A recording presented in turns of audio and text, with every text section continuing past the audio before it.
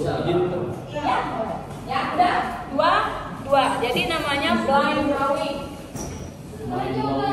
Oh, pakai ini ya? Sorry. Jadi nggak saya suruh. Mind blowing. Dua Kak. Dua. Kamu sendiri.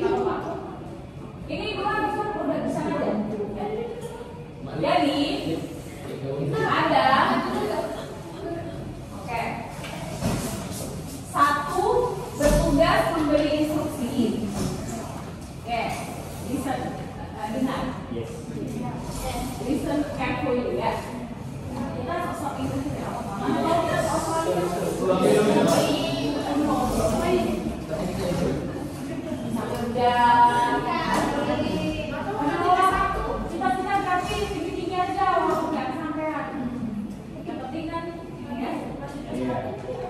Nah, oke. Dan satu bertugas sebagai apa tadi saya bilang? Instruktur. Satu orang yang memberi instruksi. Satu lagi adalah orang yang menggambar. Oke. Pilih satu orang menggambar, satu orang. Ya udah, ngomong Pak. Berarti ini dipegang oleh yang menggambar. Ya saya aja yang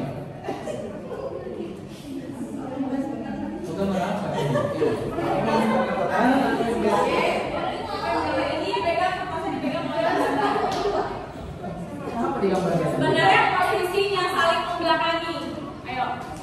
Posisinya saling membelakangi. Jadi punggungnya di belakang.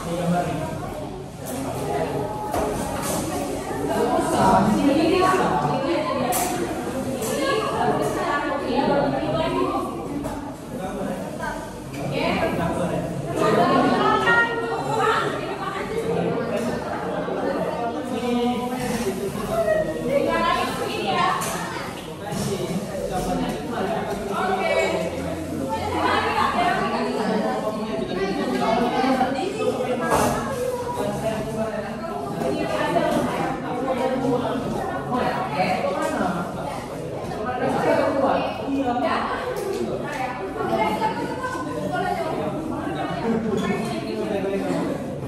udah oke? Ya posisinya kayak gini Kak. Agak rapi.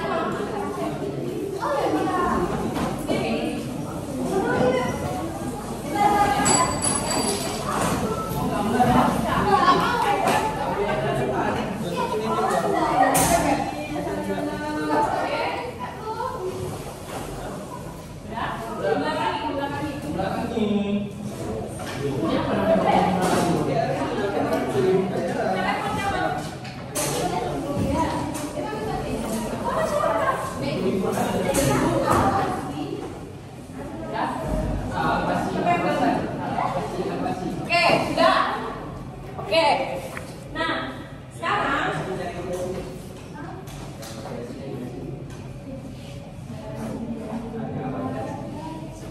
ayo. Mana dasinya?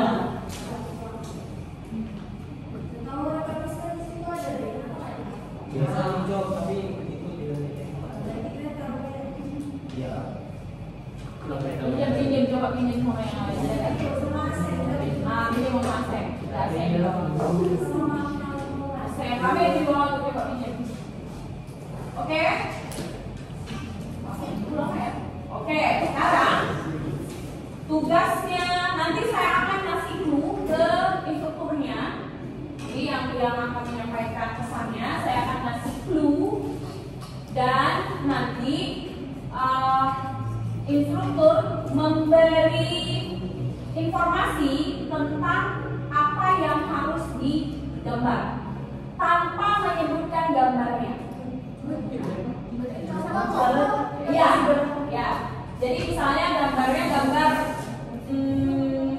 rumah, ya kan? Gambar rumah. Jadi si instrukturnya ngasih informasinya begini, ngasih clue-nya buat satu garis panjang kira-kira 10 cm. Jadi si yang gambar ngikutin apa yang disampaikan oleh, kemudian di ujung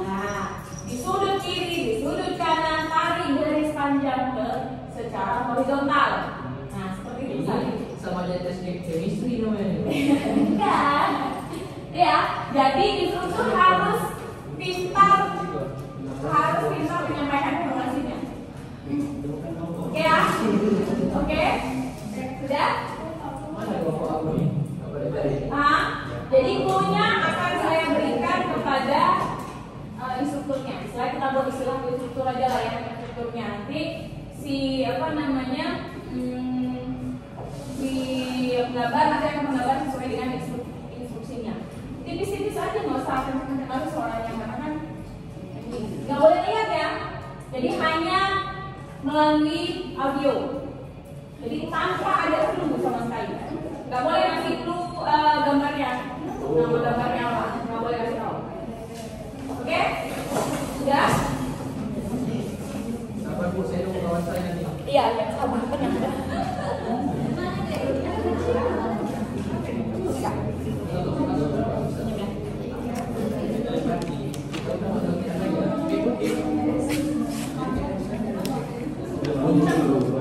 Berapa kelompok ini? 1, 2, 3, 4, 5, 6.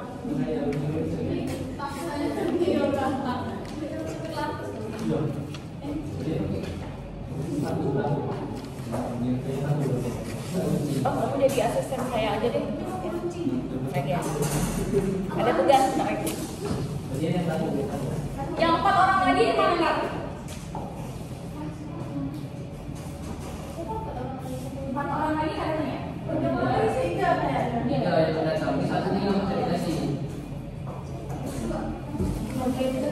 Ya, saya kasih ininya.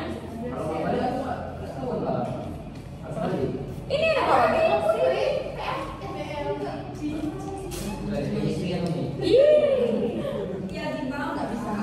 Chemistry itu bisa dibangun. Inilah gunanya kita duduk di sini, membangun chemistry. Ya, sabar.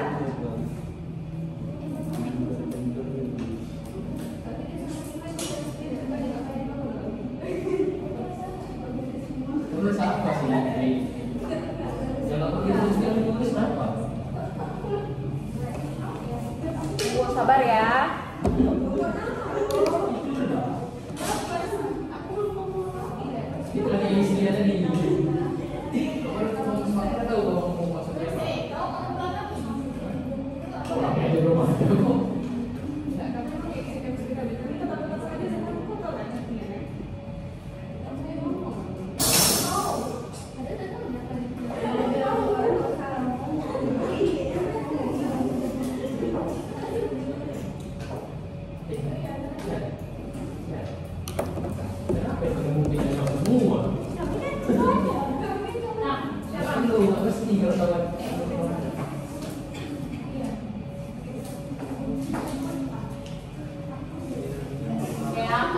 Saya bilang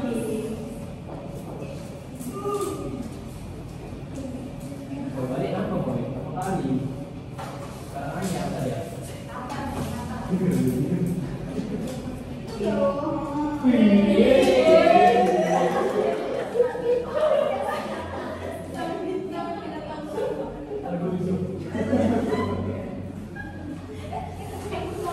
Kemana nih mau? Saya lagi pergi.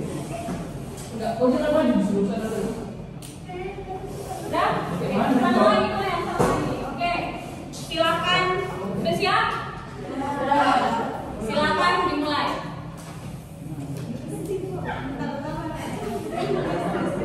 Gimana berbicara ini? Jangan ribut ya.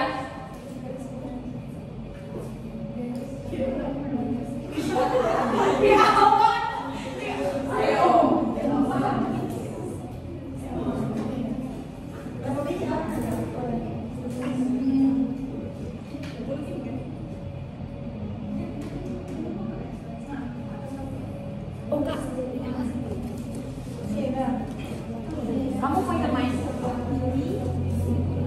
Boleh.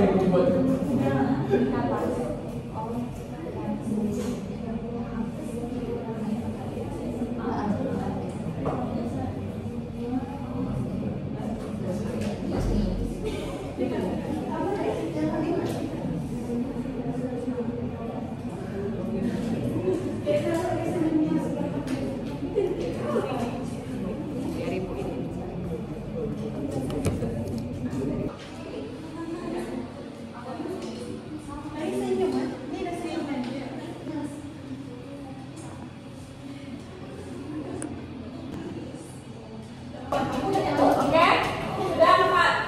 Angin bawalah jiwa.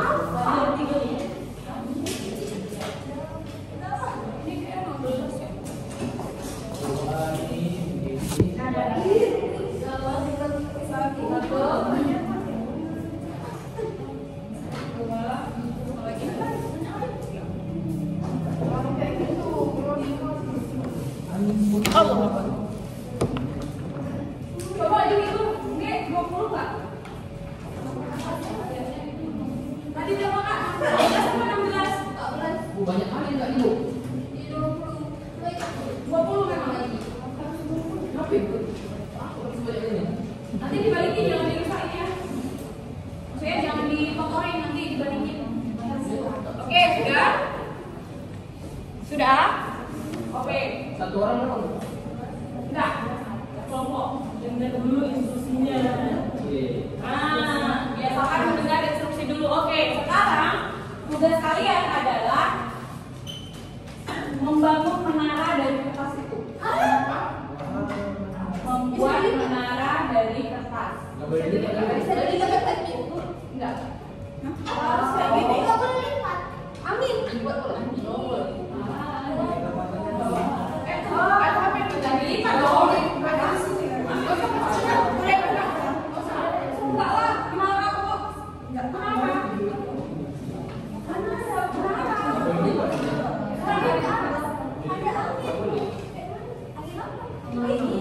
Ini caranya di bawah boleh. Nggak boleh. Nggak boleh dilipat.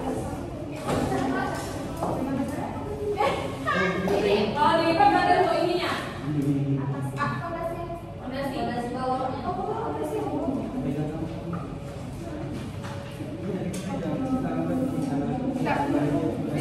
Dilipat. Ya pokoknya buat menara deh. Ada menara. Ya, yang penting jangan coret ya. Ya. Saya kasih waktu 15 menit. Yang paling tinggi berarti minum. Ayo menampung, ayo nih.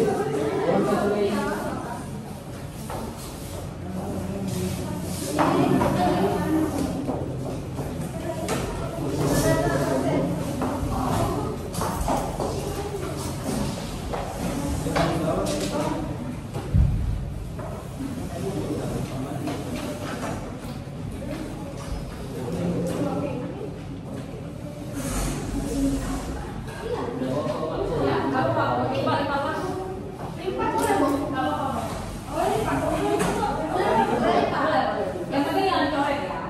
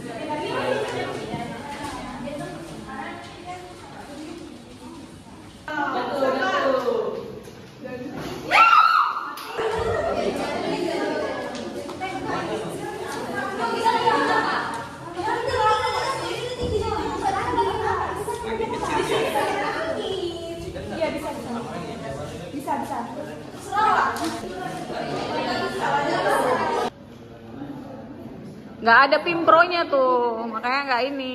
Mandor. Belum digaji kami Bu. Semangat pergi kerja. Kerja semua. Oh, jatuh nih. Napas ini sekitar. Aku mau disalahin loh. Aku Fondasi goyang kan ini.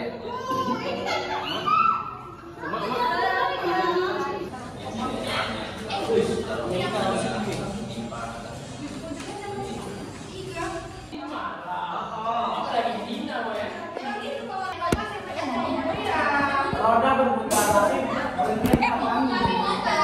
Sejarah ini Pernah menanyakan kalau menjelaskan. Oke, Kak. Stop. Oke, kelompok kalian apa? Dapat nggak? Ih, merah ya, sebenarnya. Nampak. Yang belakang. Apa kamu yang nampak? Itu untuk adik-adik kami aja. Oke. Oke. Apa kesulitannya tadi? Yang penting adik-adik Kira-kira kami. apa yang bisa kalian sebutkan dari kerjaan kita?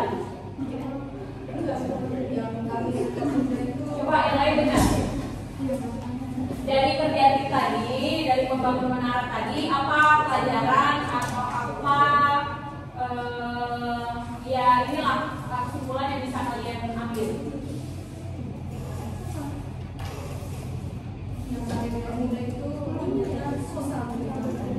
Berarti nggak semudah ya. Terus mengenai komunikasinya bagaimana? Apa hambatannya? Selain itu tadi.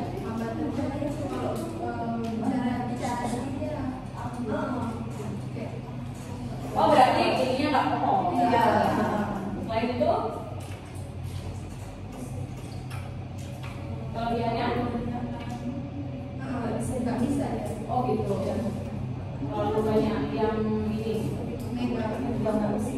banyak dicampur ya. Oke. Terus itu harusnya seperti apa? Ada yang ngasih instruksi nggak? Ada.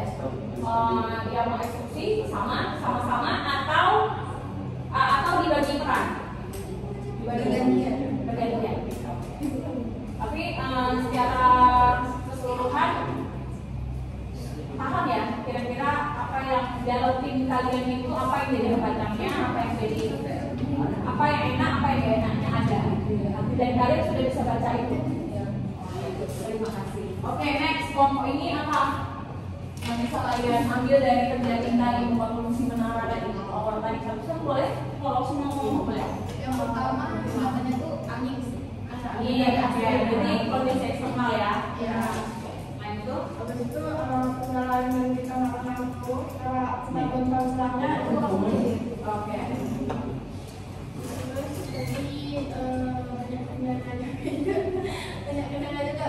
Tapi cepet siap karena kita kerja kelompok, kerja sama. Cepet siap. Ujungnya ada kesalahan. Pembagian tugasnya bagaimana? Sama-sama. Sama-sama mikir, sama-sama bisa argumentasi. Jadi saling Jadi sambil buat tuh sambil ngomong dari kami. Oh iya, begini. Iya. Saling apa masukan itu saling terima terima. Lebih enak kerja seperti itu atau bagaimana? Iya, jadi kita sambil kerja sambil dapat kita tahu kayak Awalnya kita tuh saling menerima masukan dulu. Kadang masukan kita nggak terlalu benar, jangan benar. Jadi lebih Ada yang nggak sesuai nggak pada tadi? ada. Terus gimana atasinya? kita jelasin. Pertama kami tes dulu. Pertama kami tes dulu. Praktekkan dulu. Kalau emang nggak sesuai, baru kita lagi polanya. Yang penting kita dapat kayak Chemistry. Berarti di dalam tim itu tetap ada konflik ya? Konflik ini bukan konflik besar ya?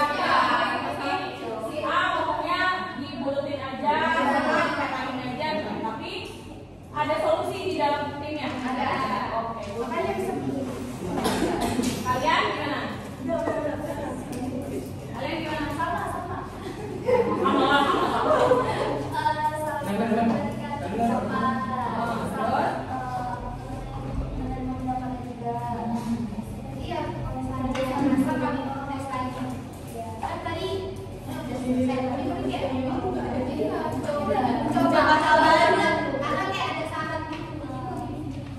trial error ya. Sebenarnya bisa tapi kalau waktunya udah mendekati jadi Mendadak ini. Oke, good. Terima kasih. Kelompok kalian gimana? pas. Pas.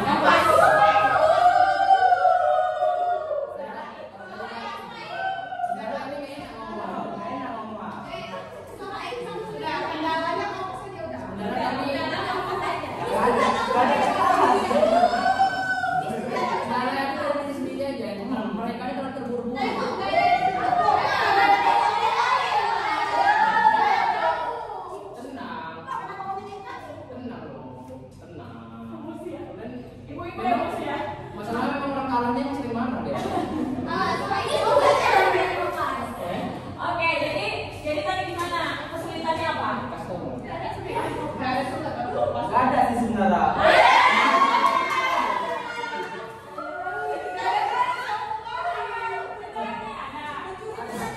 Kayak jatuh, bangkit lagi jatuh, bangkit lagi.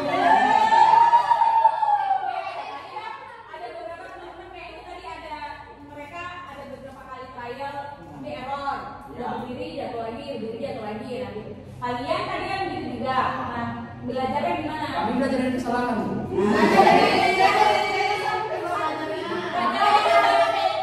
Kita ini manusia, Bu. Cara apa? Ketika kalian kan membuat menara dalam tim, kalian udah diskusi, udah kerja sama, tapi ternyata ibaratnya proyeknya nggak siap nih, atau proyeknya belum selesai. Yang tadinya seperti itu kan, sempat lama kalian tadi ininya, tapi cara yang kalian lakukan supaya bisa ini apa? Dengan observasi kah? Dengan observasi ya, bukan contoh ya. Observasi. Ya bahasanya. Kami sebenarnya rapat Mengamati. Gimana caranya mengejar ketinggalan itu gimana? Kalau tadi idenya dari Hikmah, kami cuma menginginkan aja. Mengamati kelompok sebelah.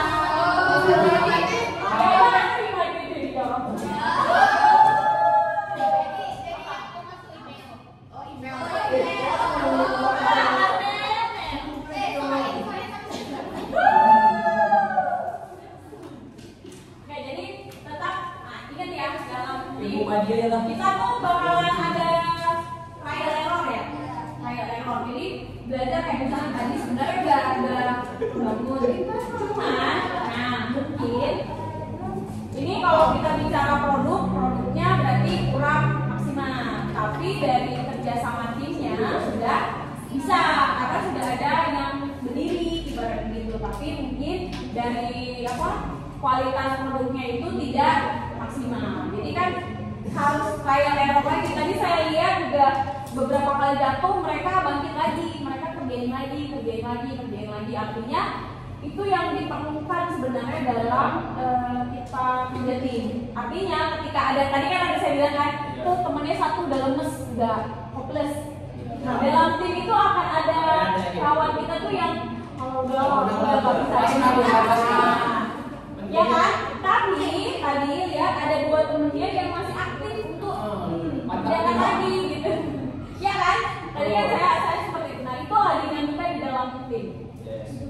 Jadi dinamika dalam tim itu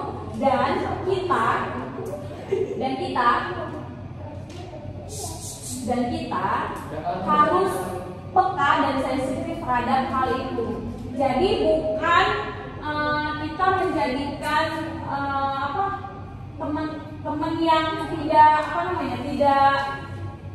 jadi aura negatif gitu lah gitu. Ada hal-hal negatif yang muncul dalam tim itu kita harus backup gitu, kita harus dibuat pembatas gitu.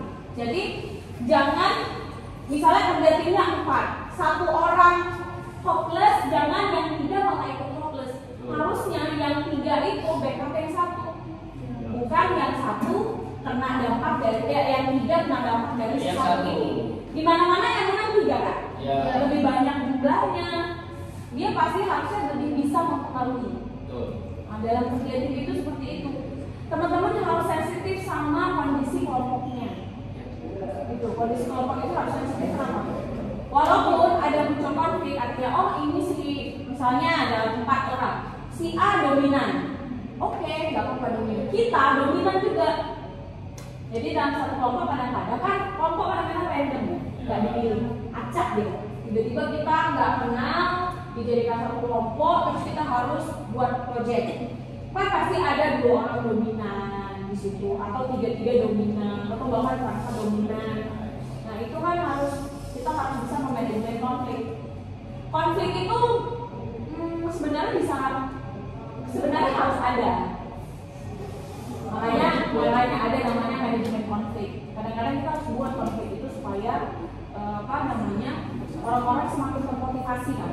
Belajar dari salah. Ya, kayak kalian tadi. Kalau kayak mereka tadi kan ada manajemen konflik, tapi satu yang apa? Jangan terlalu disebutnya. Oh. Teman-teman ada. Ya kan, mereka tadi bolak-balik gagal kan? Bukan gagal sih sebenarnya. Mereka itu progresnya tadi nggak terlalu secepat kalian. Ya. Progresnya kelompok ini tidak secepat teman-teman yang kelompok 3 kelompok lainnya. Ya, progresnya tadi nggak secepat itu. Tapi mungkin mereka itu kita kadang-kadang memang perlu observasi. Yes. Kita perlu belajar dari kesalahan dan belajar dari orang lain. Bukan meniru ya. Ya, meniru. Meniru ilmu gue nggak apa sih. Tapi kan dia itu ada namanya dalam organisasi itu ATM. Amati, tiru, modifikasi. Ya, yes. Tapi itu juga. Ya, karena nggak mudah kan membangun menara.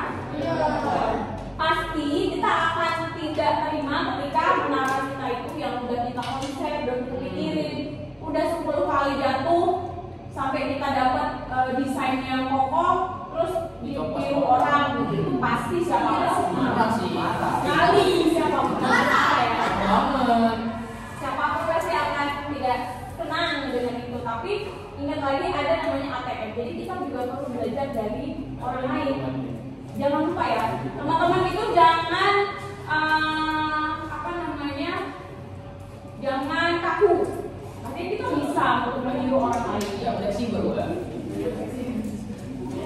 Kita boleh, tapi kita modifikasi. Kayak ini misalnya, lihat itu kan 1 misalnya kertasnya, kalau mereka 2, akhirnya ada modifikasi. Kayak mereka tadi sebenarnya nggak sama persis dengan kalian kakak apa? Kami 3. Kakak apa beda itu doang. Dari fondasi aja udah beda. Fondasinya, Oh, lu tahu kok. fondasinya kaki-kakinya 4, kokoh kan? Mereka apa kakinya 3 ya? Ya. Tiga berapa? Ya. 3. Nah, cuman itu juga dalam tim itu harus berpikir creative thinking, critical thinking. Karena apa? Cluenya tadi adalah siapa yang bisa membangun menara paling tinggi dengan 20 kertas. So sebenarnya kita harus critical thinking. Kalau aku buat kakinya 4, bisa nggak ya setinggi apa? Nah, itu namanya critical thinking. Pakai kursi. Jangan masuk ke pakai kursi. Nggak bisa. Nggak apa-apa. Dia kan oke. Maksudnya kalau di sini tuh gimana? Ya, itu ya. Jadi sebenarnya bekerja tim itu menarik sekali. Cuman kadang-kadang kita di konflik itu menguras energi dan menguras tenaga. Ya, jadi kadang-kadang makanya perlu sekali kita itu belajar manajemen konflik. Jadi tim itu tidak hanya di kelas belajar, tidak hanya di pekerjaan, di rumah juga kita masih sebenarnya tim. Ya kan? Misalnya kayak saya, tim saya siapa? Tim saya berarti di rumah, berarti suami saya, anak saya, ya kan? Dan orang-orang lain yang terlibat di rumah. Dan itu kan sama nih. Ada tag engine, ya kan? Ada yang ngasih saran, ada yang pernah saran, ada yang menolak saran, ada yang memberi saran dan lain-lain. Jadi tim itu, jadi sebenarnya kalau kita belajar manajemen tim atau team building itu bisa kita aplikasikan ke segala aspek yang ada di dalam kehidupan kita kan. Esensinya sama, nilai-nilainya itu sama, tinggal kita modifikasi saja. Oke, ada pertanyaan sampai di sini? Tidak? Oke, ini kita ke materi sedikit biar jangan. Oke,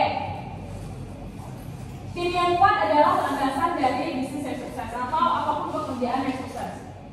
Sama seperti rumah yang kokoh butuh fondasi kuat, yang butuh tim yang kuat. Ya, tim juga bisnis juga seperti itu atau pekerjaan juga seperti itu. Kita itu kan dalam dunia kerja kita pasti punya goals. Nanti kalau kalian dalam dunia kerja nanti ada goals, ada target yang mau dicapai. Dan target itu ada yang individual, ada yang kita dapat secara tim. Ya kan? Misalnya contoh kalau orang kerja di bank. Di kantor itu mereka harus Harus di satu unit bank itu misalnya targetnya berapa? 20M misalnya. Nah 20M itu kan nggak bisa si pimpinannya yang dapat kan? Berarti harus tim-tim di bawahnya yang kerja. Jadi ada si A dia kumpulin 2M, si B kumpulin 1,5M, si C kumpulin 3M, ya kan? Yeah. Jadi masing-masing punya perannya untuk capai 20M tadi. Goalsnya satu, kami yang kerja banyak beda-beda. Sama nggak angkanya? Ada yang sama, ada yang tidak tergantung. Dan biasanya kalau dalam kerjaan itu tim yang melampaui target dia akan dapat reward kan? Yes. Ya. Tuh tadi mereka tuh seneng tuh ketika belum dapat ada bayaran reward nggak ada bangun menaranya. Ketika udah disebutkan ada reward langsung bangun menaranya. Itu dari kelompok itu. Ya kan? Oke, jadi seperti itu ya. Jadi kita itu tim itu butuh stabilitas, butuh pertumbuhan dan kemampuan untuk mengatasi tantangan. Jadi harus ada yang saling membackup satu sama lain. Kenapa penting? Kenapa tim itu penting? Karena pencapaian tim itu, jadi kalau mau dapat hasil yang maksimal itu berarti tidak bisa bekerja sendiri. Pasti ya. Tidak mungkin tidak. Prabowo jadi presiden, nggak ada aja usaha dia sendiri kan? Nggak. Ada ratusan ribuan jutaan orang yang kerja di bawah dia sebagai tim yang membantu dia untuk dia jadi presiden. Pemilik perusahaan dia nggak bisa kerja sendiri kalau karyawan-karyawan nggak kerja. Kalau karyawannya nggak capai target dia nggak akan maksimal. Ya kan? Tugasnya pimpinan sebagai apa? Sebagai koordinator. Jadi dia yang mengarahkan, dia leading, dia mengarahkan, dia memimpin. Sehebat apapun karyawannya, kalau tidak bisa dipimpin oleh pimpinan yang baik, potensi karyawannya tidak akan maksimal kan?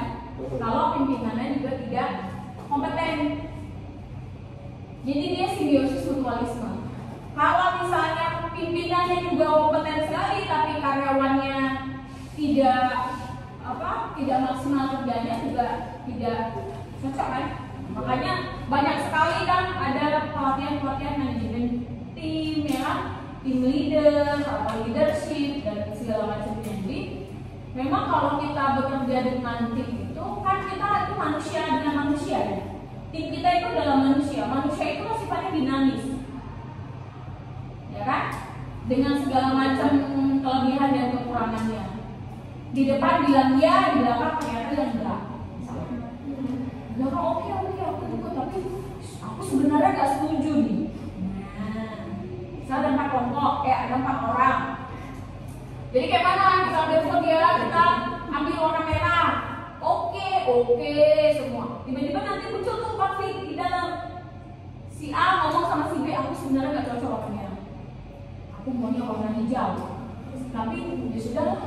Nah, tapi teman-teman harus ingat juga ya di dalam kerja tim itu memang harus kita kepentingan bersama itu di atas. Selera itu kita nggak bisa paksakan ke dalam tim.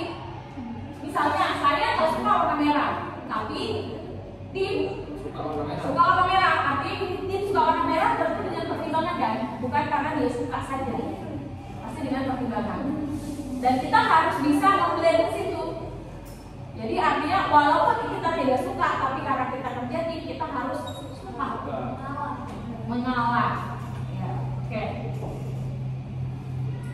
Karakteristik dari tim yang kuat itu adalah mereka memiliki tujuan bersama. Nah, goals ini penting. Komunikasi terbuka.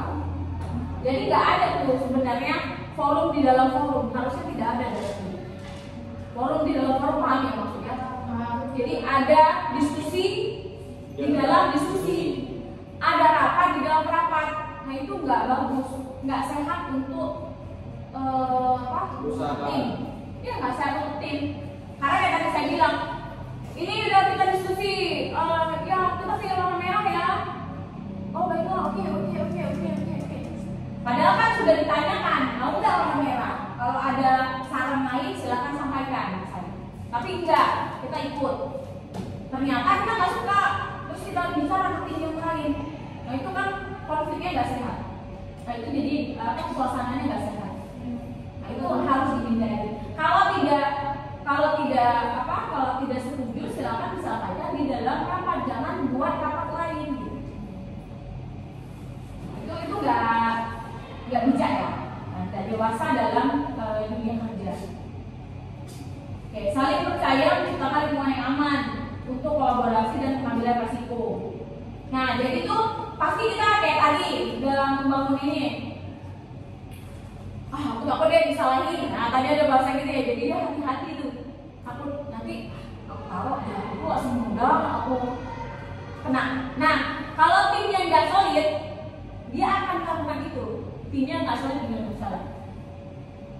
Kita kan sama-sama kerja, tiba-tiba ada satu yang melakukan kesalahan, terus, nah itu gara-gara dirimu nih, tadi ngapain ini, padahal itu sama-sama kita kerjakannya. Gitu.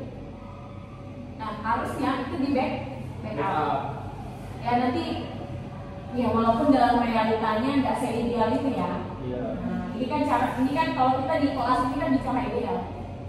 Dalam eksekusinya ya pasti akan ada trik dan konflik dan lain sebagainya. Tapi paling tidak teman-teman tahu idealnya harus seperti apa. Betul. Jadi paling nggak ada ke situ setengah-setengah ideal atau apa. Ya. Membangun tim yang kuat dimulai dengan pemilihan yang cermat. Pekerjakan individu yang tidak hanya memiliki keterampilan yang dibutuhkan, tapi juga selaras dengan budaya dan nilai perusahaan. Ini cukup penting ya. Kayak tadi saya bilang, ketika ada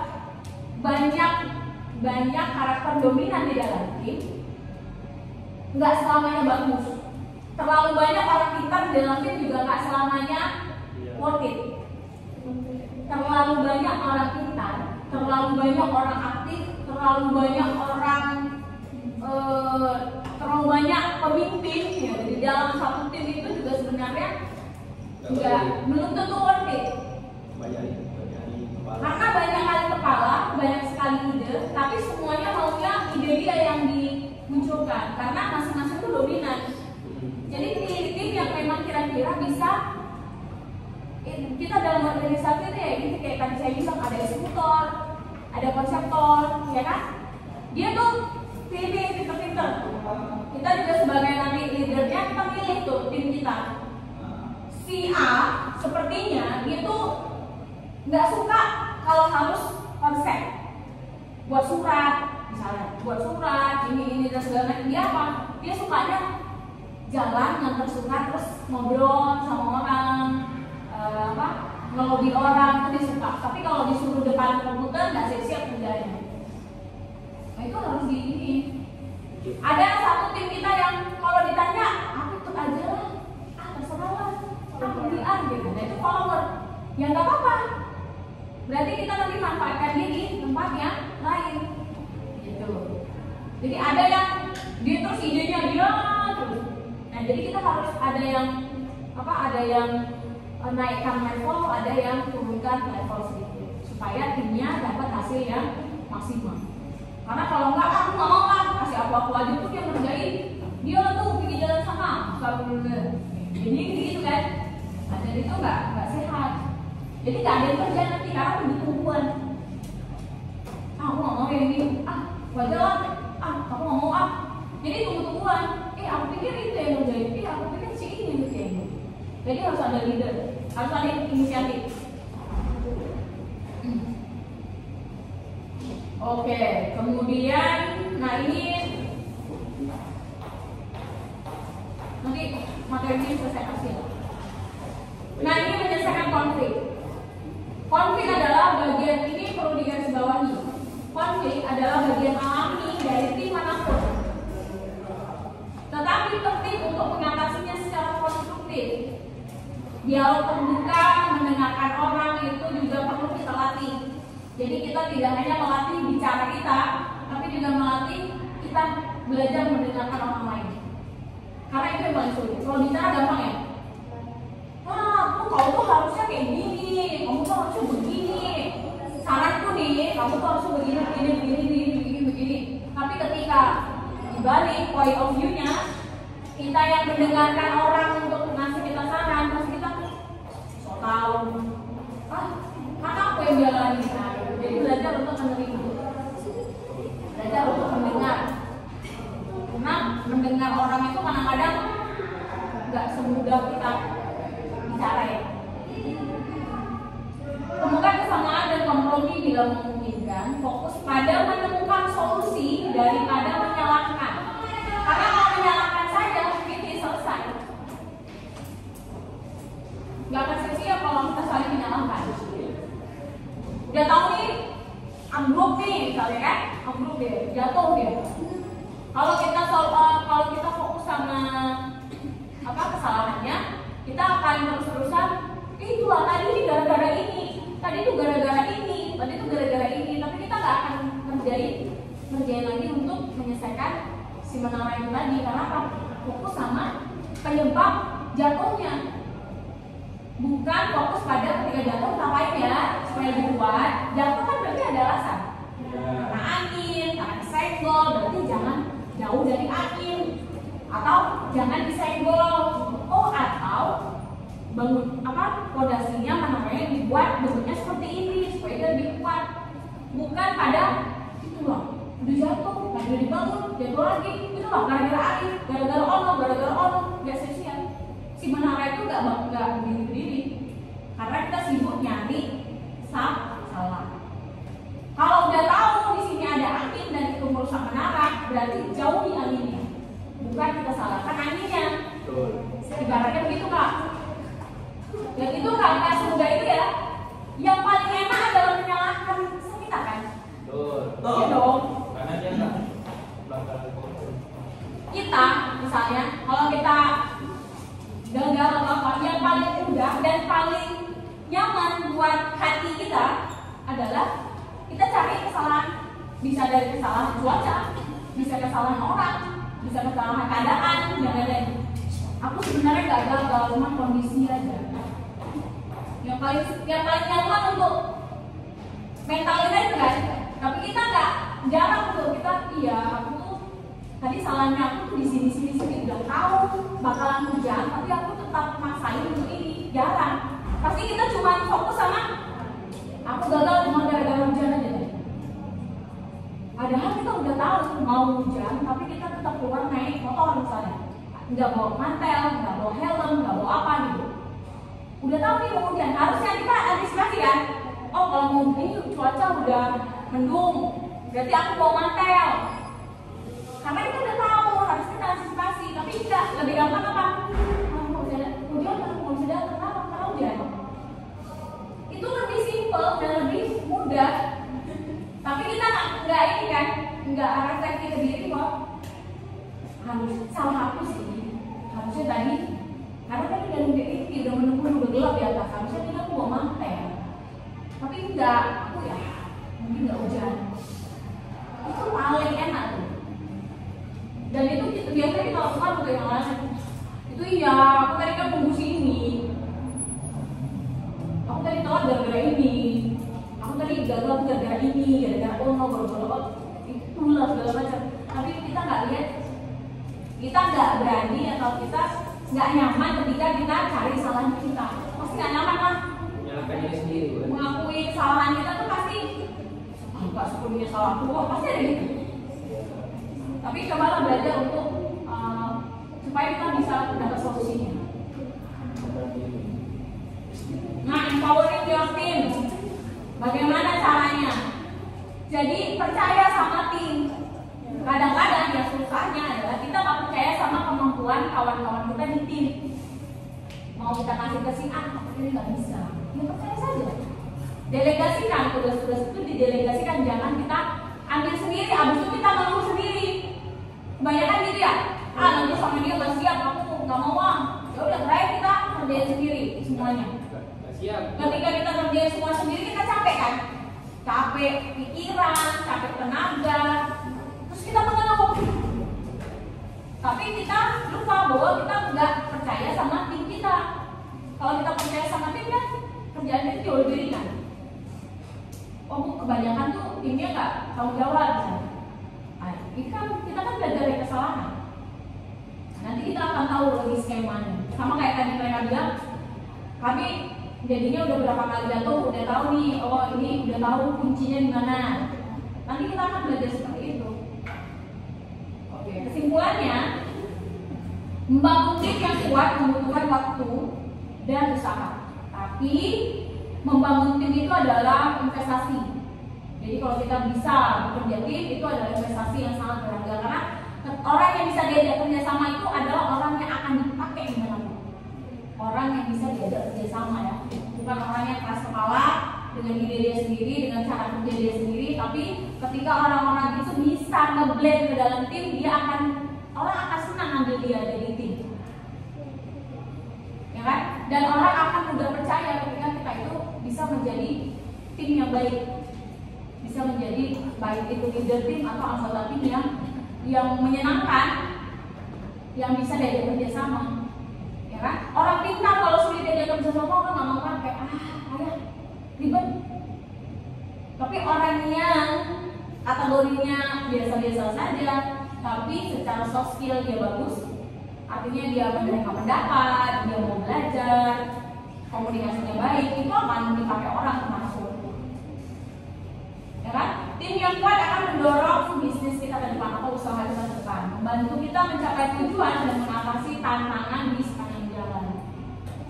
Remember, teamwork makes the dream work. Jadi tim yang baik akan mewujudkan tujuan kita. Oke, ada pertanyaan kah?